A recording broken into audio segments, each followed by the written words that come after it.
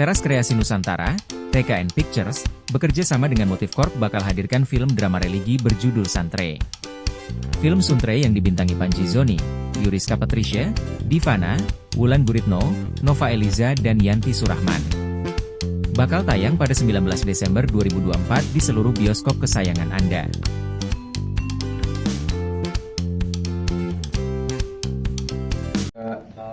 Kalau untuk persiapan, untuk saya sendiri sih pastinya ada beberapa minggu sebelum syuting atau beberapa bulan sih kayaknya, seperti beberapa bulan ya.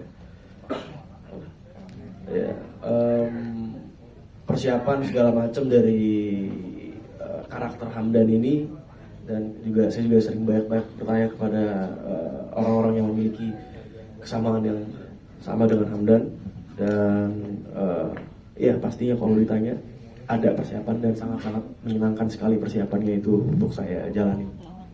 Gitu sih. Gue harap itu cukup ya. Cukup ya.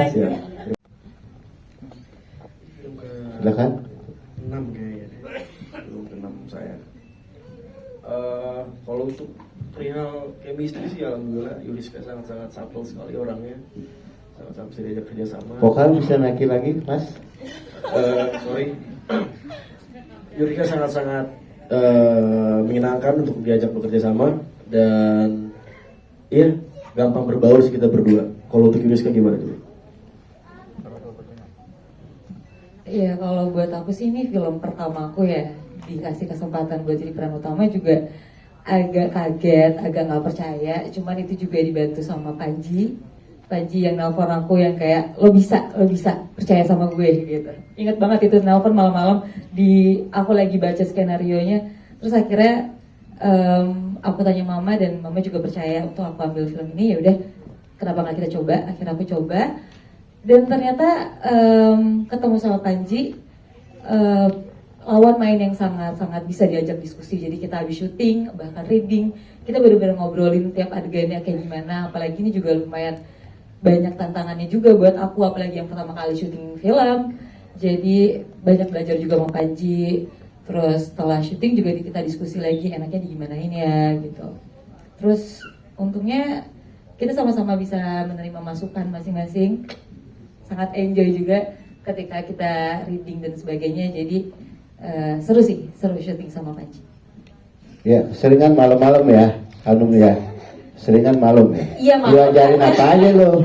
Enggak dong. Kalau siang kan kita syuting, jadi kita ngobrolnya malam. Oh iya. Ngobrolnya bilang. Nah, break makan malam, Iya. ngobrol gitu. Iya. Maaf. Iya.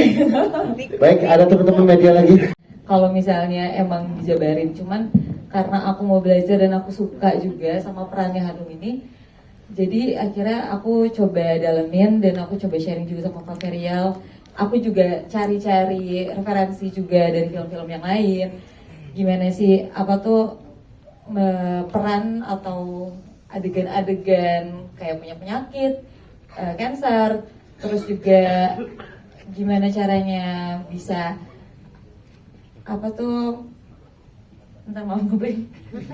Apa kamu jangan ingat aku terus. Coba fokus. Karena kamu agak jauh deh, soalnya aku konsentrasi aku tuh nggak bisa. Pak, pulangin Pak.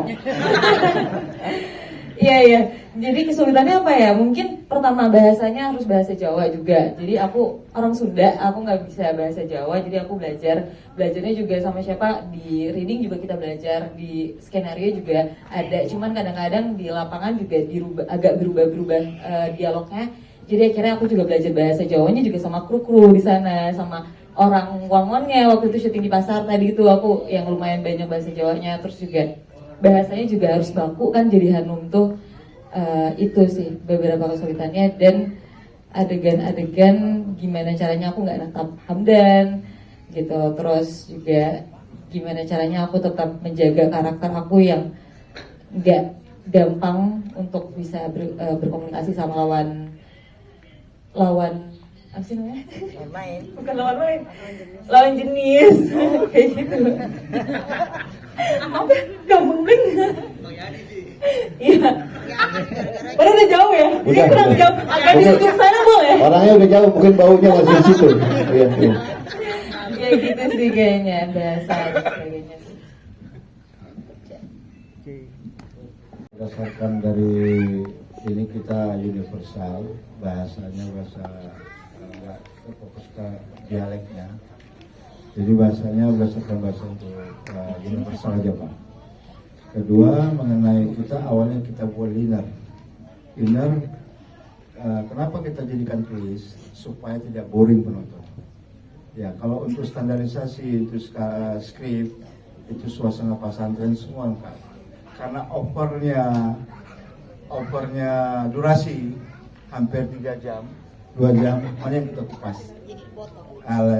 Akan kita penggal nanti akan kita buat seperti itu. Kedua mengenai karakter-karakter mereka itu adalah normal, tapi keunikan dari Mbak Yati, dari Wulan Guritno, mungkin standarisasi untuk karakter sama ya. Ya kecuali kita menirukan seseorang itu ada Lenby. Bagaimana mereka memerankan seorang ibu yang benar-benar dia ikhlas. Karena poin di sini adalah pertama ada pesan moral yang paling indah di dalam seorang ibu itu ada keikhlasan. Bahasa lisan itu doa. Doa itu mungkin ibunya melepaskan itu ikhlas, menuntut ilmu, tetapi Allah berkehendak lain. Berkehendak lain, bahkan dia diambil anaknya. Kedua, kenapa kita tidak mengadakan suatu bentuk awal dia udah meninggal, begitu dikasih tahu, karena kita akan kacaukan ini apa bahasanya itu seakan-akan gara-gara dia meninggalkan, gara-gara kau meninggalkan. Cuman kita kasih sedikit clue di dalam di dalam adegan itu, pada saat dia pulang temannya kaget, yang jemputnya Hanum, mereka tahu dia meninggal, tetapi di situ kita ratain jangan sampai spoiler ya, ketahuan di awal. Di ending aja kita utamakan di dalam twist itu flashback dia baru ketahuan. Putarannya ini.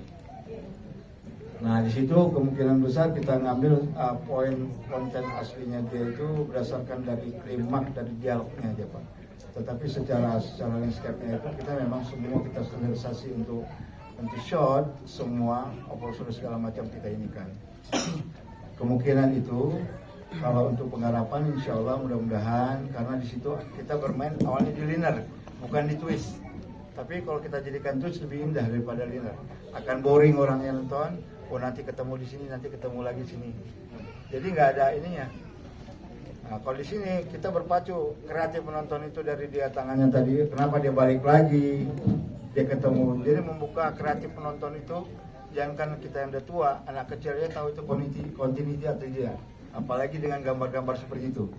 Jadi biar merangsang senior-senior muda kita ini bahwa perfilman kita lebih ini lagi.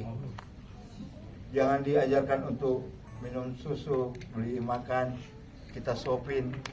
Jadi itu dasar-dasarnya itu. Kita buat twist lebih lebih indah lagi ya. Ya mudah-mudahan ini menjadi kontribusi yang bagus buat audio. Insya Allah itu. Baik, cukup Bapak Firian atau ada mau tambahan? Ya cukup. Kalau saya sih melihatnya semuanya amazing ya. Apalagi pas tadi Hamdan Ibrahim naik mobil bisnya terus ketinggalan si Hanumnya, saya sampai nangis di kursi situ ya karena kejepit kursi tangan saya. Koral itu aja sih. Kayaknya Cia bisa menjawab ini.